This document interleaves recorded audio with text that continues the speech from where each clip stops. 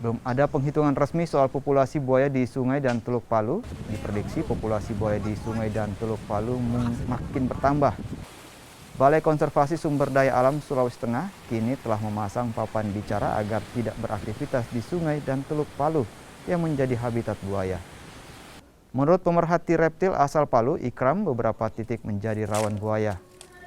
Buaya merupakan hewan predator dan dapat menyerang manusia. Sungai dan Teluk Palu diketahui menjadi area aktivitas dan mata pencarian nelayan di pesisir Teluk Palu. Mengkhawatirkan, soalnya mulai dari jumlahnya semakin tahun semakin banyak, dan ini juga kan kemarin ada korban sekitar berapa hari yang lalu dan sekitar seminggu yang lalu.